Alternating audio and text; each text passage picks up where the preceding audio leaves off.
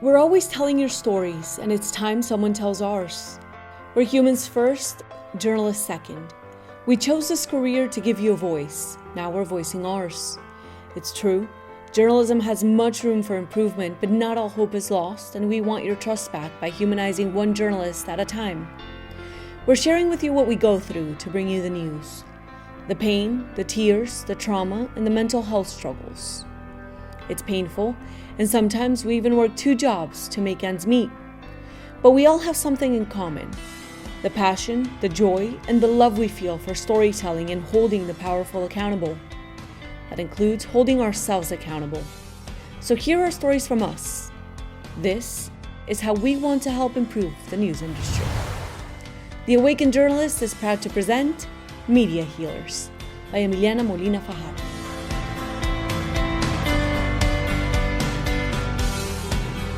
Hi everyone, welcome back to The Awakened Journalist and our special project Media Healers. Just a heads up, this interview will be in Spanish. El día de hoy vamos a conversar con Ciro Valiente. Bienvenidos nuevamente todos a The Awakened Journalist y al proyecto especial Media Healers. Para darles un poquito de contexto de quién es Ciro, es un periodista destacado en el mundo de la televisión y en los deportes. Durante su trayectoria en la industria de los medios de comunicación, Ciro, quien ha sido galardonado con 2 premios Emmy, ha producido los noticieros de Entravisión en Washington, D.C., también de Telemundo en Nueva Inglaterra, y actualmente es uno de los narradores suplentes en español para los Red Sox de Boston. También es editor de medios digitales en El Mundo Boston, pero su cargo principal lo sostiene en Latinos for Education. Es una organización nacional que promueve la inclusión de latinos en cargos influyentes a nivel educativo. Y allí Ciro es el gerente de mercadeo y de comunicaciones. En noviembre del año pasado, Ciro decidió renunciar a la televisión. Más adelante nos va a contar un poquito del por qué, pero pues ya que le dimos un poco de contexto a su trayectoria laboral, Ciro, bienvenido y gracias por acompañarnos. Gracias a ti, Emiliana. Qué gusto poder compartir este programa contigo. Gracias. Ciro, bueno, empecemos con lo básico que siempre le pregunto a todos los periodistas. ¿Por qué decidiste estudiar esta carrera y por qué decidiste convertirte en un periodista? Oye, eso fue hace unos cuantos años. Yo siempre he escrito muy bien. Mi papá, cuando era un niño, me ponía a redactar muchos documentos que él presentaba. Él era presidente de la Federación de Bioanalistas Nacional en Venezuela y tenía que siempre estar escribiendo programas y yo creo que de los 12 años, que más o menos yo era como su escritor. Él no sabía usar la computadora en ese entonces y él me iba dictando y yo iba tipeando, iba escribiendo. Y desde allí mi gramática fue muy buena. Tuve un desarrollo increíble, me gustó mucho la escritura, después me gustó mucho la parte audiovisual y cuando me gradué del bachillerato, decidí, al principio me fui por ingeniería porque conseguí una beca jugando béisbol en una universidad, pero qué va, no me gustó y decidí cambiarme a comunicación social y desde ese momento empecé el periplo en este campo. Y empezaste en Venezuela. Empecé en Venezuela y me gradué en Venezuela también, hasta que en el 2014 tuvimos que mudarnos a Estados Unidos y en ese momento comencé otro camino en los medios de comunicación, pero esta vez en un nuevo país. Me encanta. ¿Y esa decisión de mudarte de Venezuela fue obviamente por la crisis política o por qué? Sí, era la crisis política que se vivía en el país, la persecución a líderes políticos, a periodistas. Eh, se vivió un momento muy difícil. Ese fue el año en el que también arrestaron al líder opositor Leopoldo López, y comenzó el éxodo masivo de venezolanos que estaban en las calles protestando. Yo fui uno de esos, yo estaba cubriendo, de hecho, ese día, el 12 de febrero, que fue cuando renació el sentir de la protesta, liderada por Leopoldo López. Llegaron allá a la fiscalía y hubo muerte incluso ese día. Fue un día muy fuerte y las posteriores semanas muy duras para todo el pueblo venezolano. Y a partir de allí comenzó una cacería de brujas que había que salirse. Ciro, ¿y cómo recuerdas tú esa época y el momento en que tomaste la decisión también de irte de tu país para comenzar de cero acá en Estados Unidos? Siempre es muy duro comenzar de cero. Yo soy de los que cree que incluso migrar en tu mismo país es difícil. Mudarte de una ciudad a otra es difícil porque no conoces a nadie. Y si lo llevamos a la perspectiva de que te vas a un país nuevo, donde la cultura es totalmente distinta, donde el idioma es totalmente distinto, eh, es realmente difícil. Fueron momentos duros al llegar a mi primera ciudad de Estados Unidos, que fue Boston. Eh, no podía prácticamente comunicarme con nadie. No sabía cómo incorporarme en el ámbito profesional y como todo inmigrante, fueron los primeros meses extremadamente difíciles haciendo cualquier tipo de trabajo hasta que por fin te llega la oportunidad de explorar el campo profesional y afortunadamente no fue tan lento. Solo duré 6 meses preparándome, haciendo cualquier trabajo. Pude incorporarme al primer medio de comunicación y tuve la fortuna, la dicha, de que desde ese momento, de diciembre del 2014, inició mi camino en los medios de comunicación de Estados Unidos, que me ayudaron a crecer profesionalmente y a convertirme en una mejor persona. ¿Y cómo fueron esos inicios en los medios de comunicación acá en Estados Unidos, ese primer trabajo? El primer trabajo fue en El Mundo, Boston. Tengo que mencionarlo porque fue el medio de comunicación que me abrió las casas, digo, que me abrió las puertas a este país. Ese era un periódico, el más antiguo, bueno, todavía existe, es el periódico más antiguo de todo el área de Nueva Inglaterra en español, desde la década de los 70, y estaban buscando una transformación a los medios digitales, al contenido audiovisual. Entonces, me llegó esa oportunidad y tuve prácticamente ese proyecto eh, eh, a mi cargo. Logramos un muy buen trabajo, también se desarrollaban muchos eventos importantes en todo el área de Nueva Inglaterra y allí conocí a muchas personas.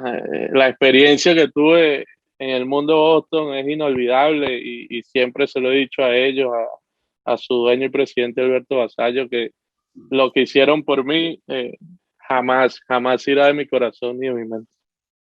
Claro, fue esa entrada a los medios de comunicación acá en Estados Unidos que a menudo es muy difícil, pues sobre todo los que estamos en el gremio, que conocemos lo difícil que es conseguir ese primer trabajo, esa primera entrada para poder salir adelante y triunfar.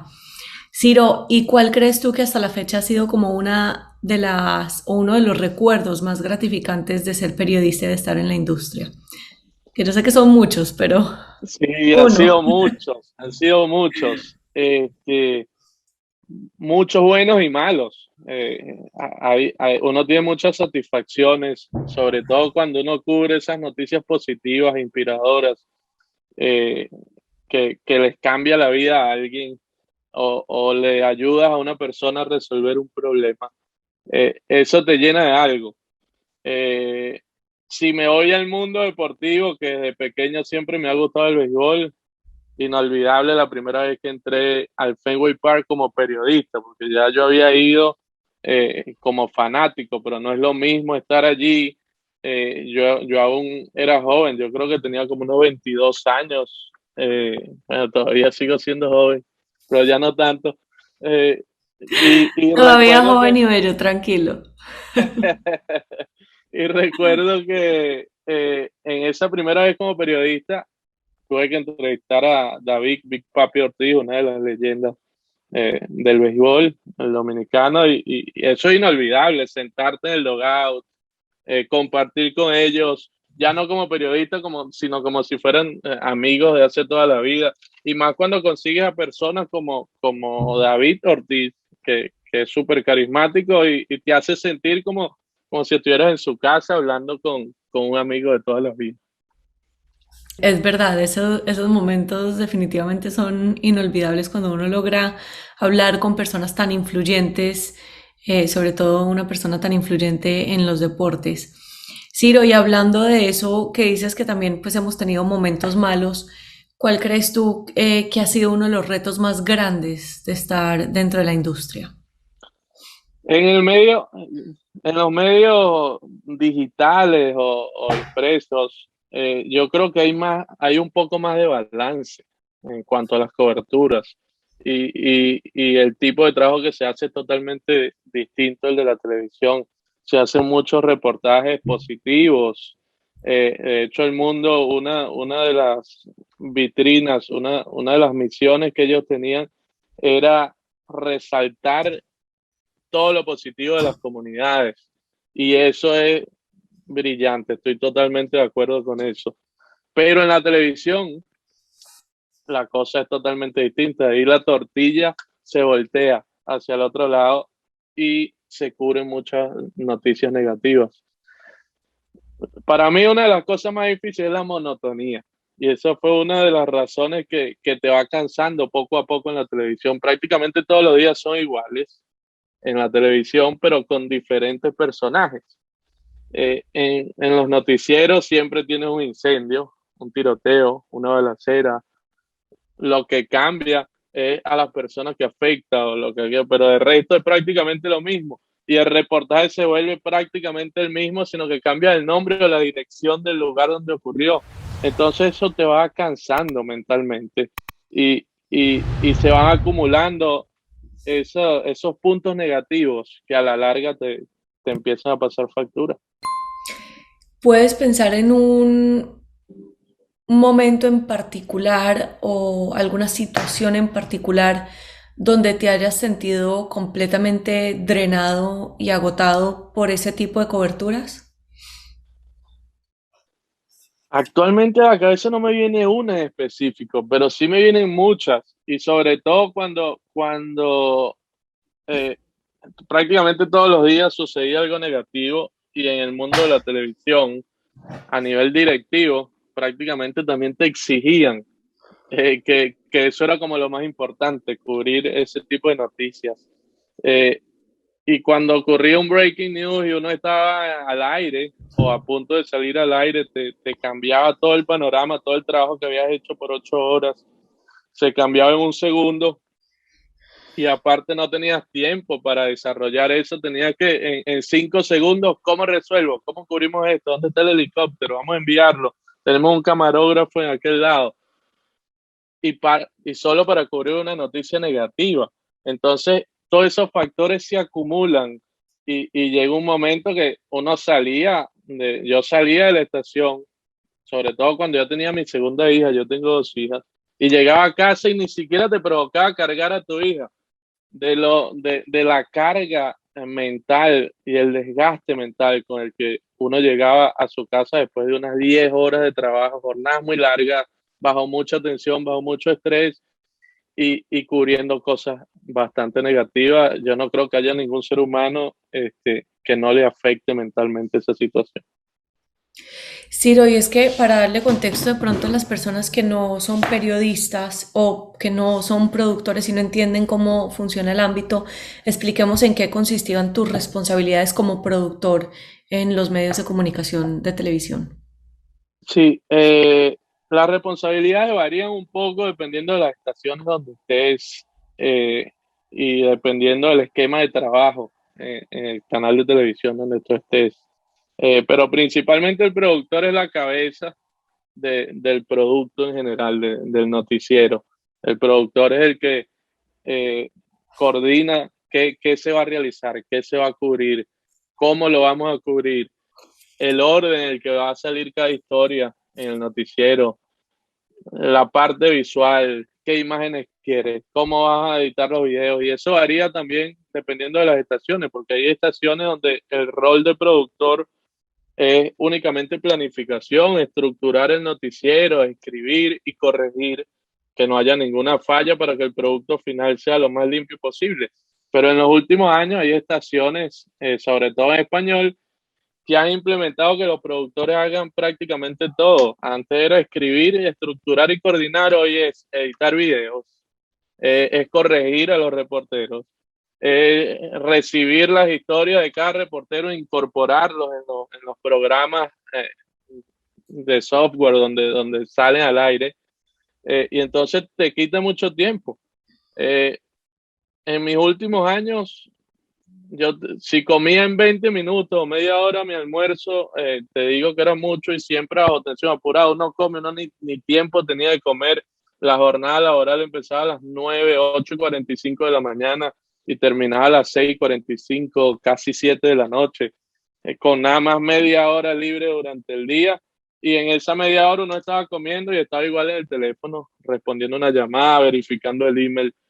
Y ese es el rol de productor hoy en día, que para mí es súper agotador, súper estresante y es un trabajo que cuesta hacerlo por muchos años. Sí, totalmente de acuerdo. Ciro, y esa factura mental de la que me hablabas, ¿cómo te afectó a ti? ¿Cuál fue el punto de quiebre donde sobre todo ya decidiste renunciar a la televisión el año pasado en noviembre? El punto de quiebre fue, en cuanto a la salud mental, la que te comenté hace unos minutos, que cuando yo llegaba ya a casa y no te provocaba, uno pasaba todo el día afuera, me despertaba en la mañana y no veía a mis hijas. Y entonces cuando llegaba en la noche, no quería verla tampoco por la carga mental que uno tenía. Ahí ya uno empieza a evaluar y uno dice, ¿qué estoy haciendo? Ujú. ¿Estoy viviendo para trabajar o estoy trabajando para vivir? Eh, ¿Qué es más importante?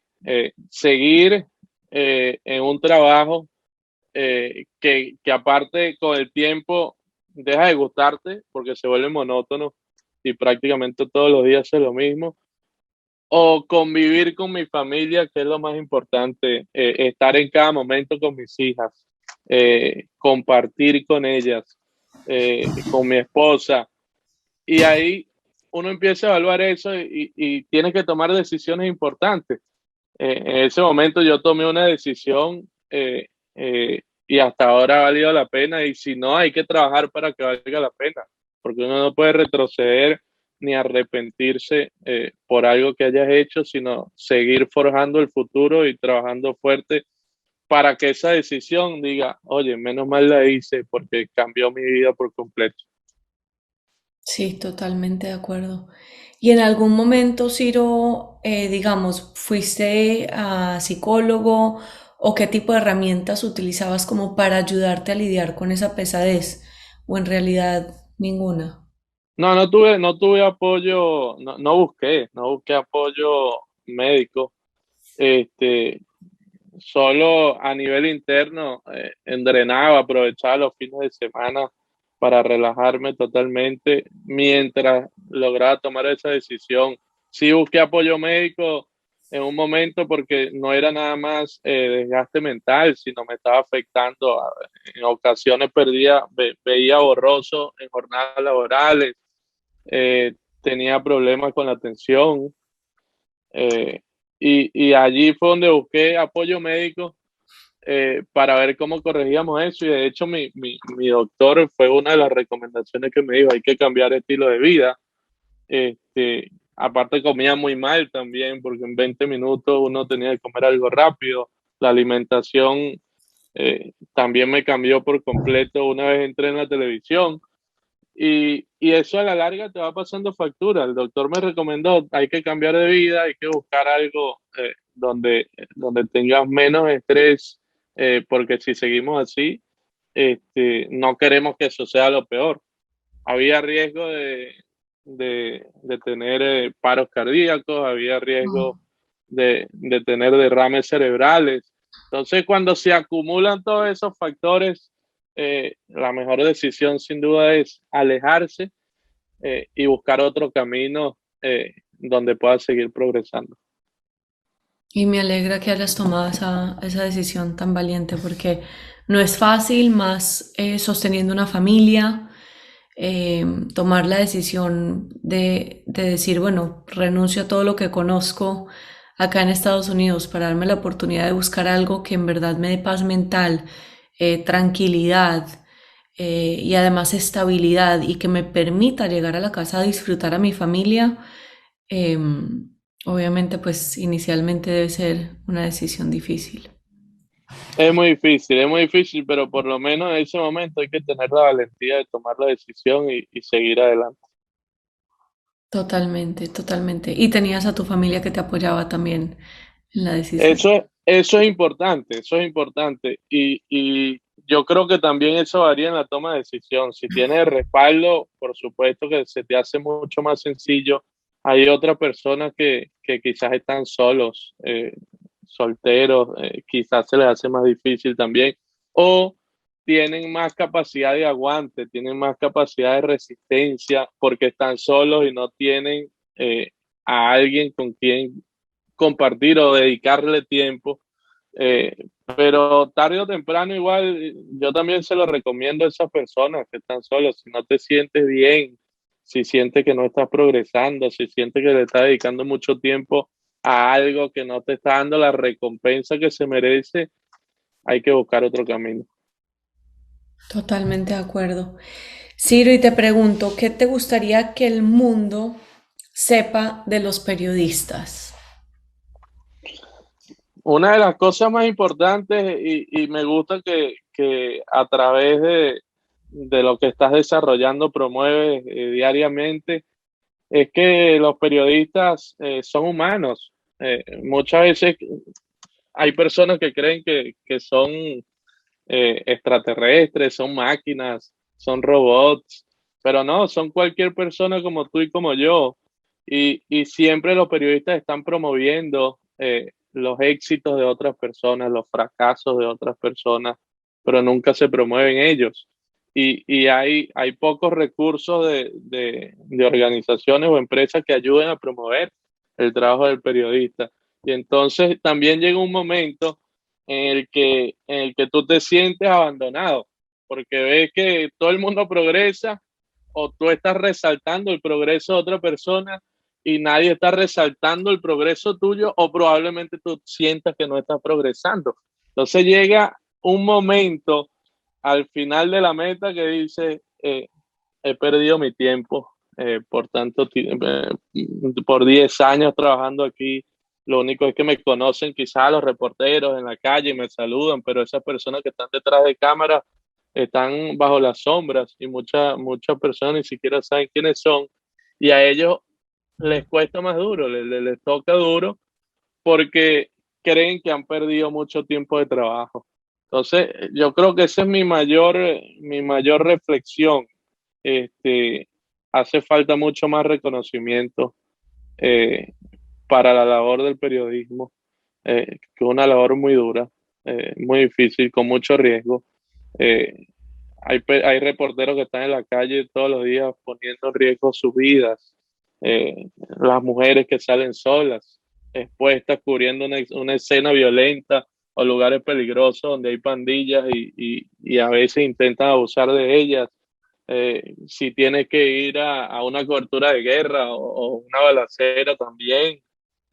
Siempre hay mucho riesgo y como dije hace poco, con el tiempo uno se da cuenta que también hay poca recompensa. Sobre todo cuando hablamos de recompensa económica. Si la comparamos con otras ramas o incluso con la misma comunicación en otras organizaciones, no a nivel periodístico, sino a nivel corporativo, eh, ahí es cuando uno dice, vale la pena tanto esfuerzo, tanto estrés, tanto trabajo, tanto riesgo, si una persona que está trabajando de su casa o en una oficina o no tiene que movilizarse eh, para ningún lado durante el día, gana igual o mucho más de lo que gano yo. Entonces llega ese momento de la balanza que, que hay que tomar decisiones y la ventaja, por ejemplo, por lo menos es que si para esas personas que están comenzando una carrera laboral en el ámbito comunicacional o periodístico, este trabajo que estás realizando, Emiliana, por lo menos les abre las puertas y no tienen que descubrirlo durante tanto tiempo. Ya tienen a alguien que les dice, hay otro camino. Antes de que inicies un camino que quizás no te va a gustar, tienes este otro en el que quizás puedes progresar y con mayor satisfacción. Eh, y yo creo que eso es muy importante y te felicito por eso que estás haciendo. Mil gracias, Ciro, mil gracias. Bueno, y otra pregunta es, hablando precisamente de lo difícil que es trabajar en la industria, ¿qué te gustaría cambiar de los medios de comunicación o qué te gustaría mejorar de los medios de comunicación? En cuanto a los medios de comunicación de televisión, en televisión, en la cadena televisiva específicamente, en esa rama, Ujú. seguir promoviendo historias inspiradoras, seguir promoviendo la solución de problemas, no nada más presentar el problema y dejarlo allí, no nada más presentar que una familia se quedó en la calle por un incendio que arrasó con su propiedad, sino quizás qué recursos tienes para poder sobrevivir esos momentos duros, qué respaldo, dónde puedes conseguir ayuda. Eh, Hay el problema de la violencia doméstica, si alguien golpea a alguien, no promover que una persona agredió a otra, sino cómo podemos solucionarlo, cómo puede denunciar. Yo creo que eso es muy importante y dejar de que el día a día, aunque, aunque hay que tener un balance, porque también los ejecutivos entonces te piden ratings y tienes que cumplir con los números de que la audiencia siga viendo tu producto, pero hay muchas formas de vender ese producto y que no sea un producto tan negativo que, que está demostrado que con los años son mucho menos las personas que ven televisión y lo ven es porque incluso cuando te sientes mal, la primera recomendación de un doctor es deja de ver televisión porque hay puras noticias negativas. Entonces cuando tú llegas a ese nivel, tú dices, hay que reinventarse, hay que hacer algo porque se está quedando sin audiencia cada vez más. Y es porque algo está fallando. En ese sentido, ¿qué está fallando? Quizás el exceso de noticias negativas. eh, y yo creo que hay que promover más las noticias inspiradoras, las que entretienen, las que te hacen reír, las que te hacen llorar de felicidad y las que te ayudan a ser una mejor persona. Yo quiero sentarme a ver un producto en el que yo salga más fortalecido, más preparado y no el que salga con miedo de ir a un lugar porque ese lugar es peligroso. Me encanta, me encanta. Consejos muy válidos y muy sabios que de verdad necesita mejorar la industria para lograr, creo que, capturar nuevamente a esas audiencias que hemos ido perdiendo durante el transcurso de los años, porque efectivamente el modelo es uno que no ha cambiado y que se vuelve cada vez más amarillista y más negativo. Y la realidad es que si uno se sienta a ver noticieros de media hora en televisión, la mayoría del tiempo sale completamente drenado y tengo varias psicólogas de mi familia también que me dicen que siempre lo primero que les recomiendan a los pacientes es paren de ver noticias, sobre todo durante pues, la pandemia, ¿no? Sí, sí, y eso es grave. Ya cuando viene una recomendación científica de que no hagas eso, ya puedes esperar cuál es el camino. Si Ujú. seguimos así, va a llegar un momento que cada vez son menos los que van a ver el producto. Entonces, ¿en qué consiste crear un noticiero, un reportaje? Cualquier artículo noticioso que nadie vaya a ver, no tiene ningún sentido. Pero lo que menos tiene sentido es crear un producto que no le deje nada a nadie. Yo soy de los que cree que cuando uno tiene que hacer algo, ese algo tiene que favorecer a una persona, bien sea que te haga reír, porque las risas siempre son importantes y por eso el trabajo del humorista es vital, que te inspire, porque eso te ayuda a ser una mejor persona o a luchar, o decir, hay personas que mira, están viviendo situaciones más difíciles que las que vivo yo y aún así están saliendo adelante. Yo creo que eso es mucho más importante que crear pánico en la sociedad. Estoy completamente de acuerdo. Ciro, ¿hay algo más que te gustaría agregar que de pronto no te haya preguntado? Para los jóvenes que todavía están comenzando esta carrera, hemos utilizado frases difíciles que quizás ellos vienen y dicen, estoy en el lugar erróneo. No te asustes, no se asusten. Eh, si bien es cierto que si alguien me hubiese preguntado a mí o me pregunta, vuelves a estudiar periodismo, a mí me encanta la comunicación, me fascina la comunicación, sobre todo para promover noticias inspiradoras y que ayuden a alguien a resolver un conflicto. Pero hay muchas otras carreras que quizás monetariamente son mejores. Si aún así como yo decides entrar a la comunicación, la buena noticia es que hay caminos también de sobrevivir económicamente, más allá de la televisión y sin tener tanto estrés laboral. Así que sigue adelante, sigue preparándote, sigue luchando todos los días por ser una mejor persona y trabaja con mucha pasión. Totalmente, totalmente de acuerdo. Bueno, yo creo que ya esto culmina la entrevista. Mil gracias de nuevo por conversar conmigo y abrirte a contarme un poco de tu historia. No, más bien gracias a ti, el placer siempre es mío poder compartir este espacio contigo, que eres una gran persona a la que admiro mucho y también ha tenido muchos años de lucha en los medios de comunicación. Journalists, this one's for you, to help you heal, to help you understand your worth, and to help you know you're not alone. So share the love and subscribe to Spotify and YouTube and follow us on Instagram. The Awakened Journalist is proud to present Media Healers by Emiliana Molina Fajardo.